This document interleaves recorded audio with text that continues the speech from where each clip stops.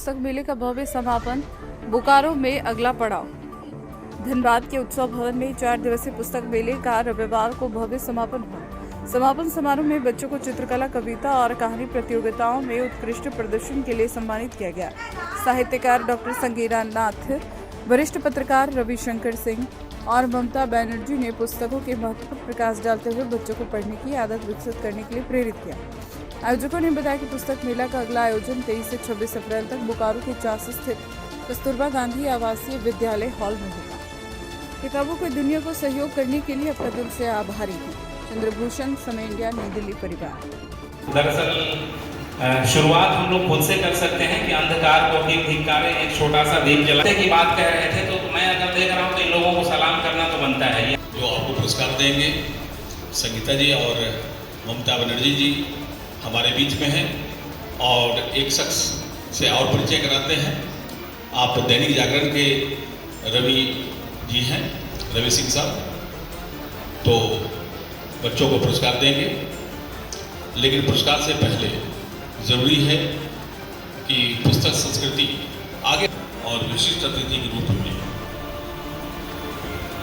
मौजूद हैं संगीता जी और ममता जी, बच्चों को पुरस्कार देंगे। लेकिन पहले हम आपको बता दें कि समय इंडिया, नई दिल्ली और पुस्तक मेला समिति रांची की ओर से यह पुस्तक मेला का आयोजन 4 दिवसीय पुस्तक मेले का आयोजन हुआ है।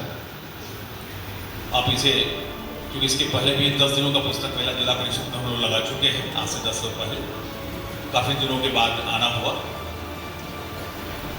क्योंकि लोग कहते हैं कि पठनीयता घट रही है, जो अन्य ई-कॉमर्स से जो किताबें आप मंगाते हैं तो उसमें कंटेंट क्या होगा, नाम तो अच्छे हैं लेकिन कंटेंट क्या होगा ये पता नहीं चल पाता है। और यहाँ आप घंटों किताबें देख तो निश्चित तौर पर फिर वो 1 लीटर बन जाता है। तो बहुत ज़रूरी है कि 4 दिनों तक हमने मीडिया में अपना स्थान बनाया। वो स्थान किसी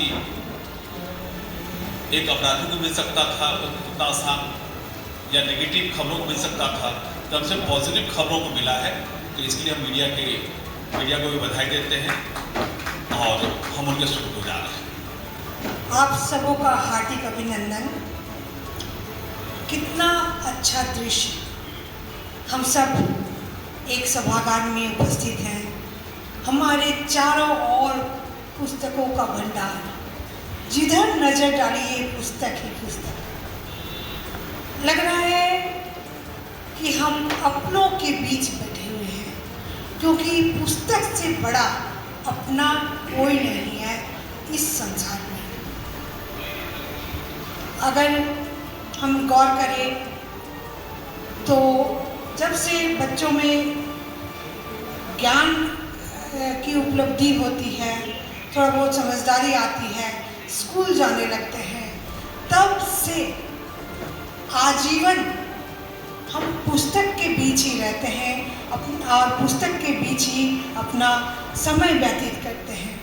चित्रकला प्रतियोगिता, कविता प्रतियोगिता और भी कई प्रतियोगिताएं भी मेरे ख्याल से सब में अपना हुनर दिखाए हैं। जैसे भी हो, बच्चे अगर अपने हाथ में तुलिका पकड़कर कुछ भी अंकित कर देते हैं तो उसके छुपा होता है बहुत सारी भावनाएं, बहुत सारी संवेदनाएं। और हम जैसे सौभाग्यशाली लोग होते हैं जिन्हें उन भावनाओं को, उन संवेदनाओं को चित्र के माध्यम से। मुख्य अतिथि डॉक्टर संगीता नाथ जी बैठी हुई हैं, दैनिक जागरण के आदरणीय रवि जी बैठे हुए हैं, और समय इंडिया के सीईओ आदरणीय चंद्रभूषण जी बैठे हुए हैं। सबको मेरी ओर से हार्दिक शुभकामनाएं और बहुत बहुत बधाई। धन्यवाद। मेले का प्रचार प्रसार कर सके तो हमारे ढोल नगारा लेकर के मीडिया ने प्रचार प्रसार किया, हम उसके आभारी हैं। उनका प्रतिनिधित्व करने के लिए दैनिक जागरण के सिटी चीफ रवि जी से हम अनुरोध करेंगे कि 2 शब्द आप। हम एक पत्रकार हैं जो खबर लिखता है। ठीक है, ये चौथा मेरा शहर है। पढ़ाई लिखाई चूँकि गरीबी में थे तो बीचू में पढ़ लिए, बनारस से मूल सासाराम के हैं। उसके बाद भोपाल में जर्नलिज्म करने चले गए। पहली नौकरी रांची में लगी भास्कर में, दूसरी हिंदुस्तान पटना में रह गए। फिर दिल्ली दूरदर्शन एक चैनल है भारत सरकार का, उसमें काम किया और 1 साल 7 दिन से आपके शहर धनबाद में। दरअसल एक मैं छोटी सी कहानी सुनाता हूँ, आप लोगों को अच्छा लगेगा। बात किताबों की है, किताबों की दुनिया की है। था उसका अपने इलाके में बहुत ही तगड़ा तरीके से दबदबा था। अनवी, मैं बात कर रहा हूँ, तुम्हारा नाम अनवी है ना, ध्यान से सुनना है। हम जितना प्यार से अगर तुम्हारा नाम याद किए, तुमको भी मेरा नाम याद हो जाएगा। तो वो जो डाकू था खड़ग सिंह, उसका बहुत ही रुतबा बोलता था साहब। अपने जिस किसी भी चीज़ को, अगर ये मोबाइल अगर वो ठीक लगे कि भैया अगर इसके हाथ में अगर ये मोबाइल है, कहीं रहते थे, उनका नाम था बाबा भारती। बाबा भारती आसपास के लोगों को बढ़िया शिक्षा दिया करते थे, अच्छी बातें बताया करते थे। एक उनका बड़ा प्रेमी टाइप का चीज़ था, उसका नाम था सुल्तान। वो दरअसल एक घोड़ा था, बहुत प्यार करते थे, डेली उसको नहलाते थे, उसके साथ उसकी सवारी करते थे। उनकी ज़िंदगी आराम से गुजर रही थी। अगर आपके पास किताबें हैं, अगर आप पुस्तकों को प्रेम करते हैं और किताबें पढ़ते हैं, तो आप कभी अकेलेपन का अनुभव कर ही नहीं सकते, कभी भी नहीं। आपके आसपास कोई हो ना हो, कोई फर्क नहीं पड़ता। किताबें आपकी सबसे अच्छी साथी होती हैं, सबसे अच्छा दोस्त होती हैं। और थोड़ी देर के लिए आप किसी और दुनिया में पहुंच जाते हैं। जैसा कि सर ने कहा, अगर हम प्रेमचंद को पढ़ते हैं तो प्रेमचंद की दुनिया में पहुंच जाते हैं और उनकी जो लेखन क्षमता है, उनका जो लिखने की कला, उससे परिचित होते हैं। अगर हम महादेवी वर्मा को पढ़ते हैं तो आभास होता है कि दर्द और वेदना भी जिंदगी का एक अहम अंग है, अहम रोल है।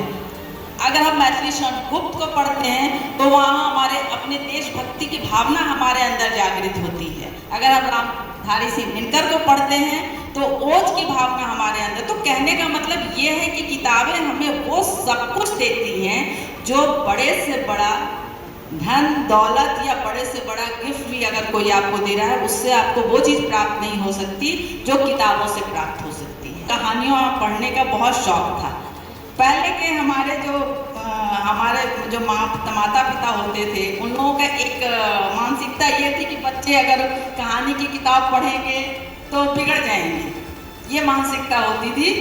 तो मैं क्या करती थी कि कोर्स का किताब होता था, हमारी किताब होती थी, उसके बीच में कहानी की किताब होती थी, वो मैं पढ़ती थी। कई बार ऐसा होता था कि तब आज की तरह फैशनेबल डिजाइनर दीवान और पलंग नहीं हुआ करते थे, खाट हुआ करती थी।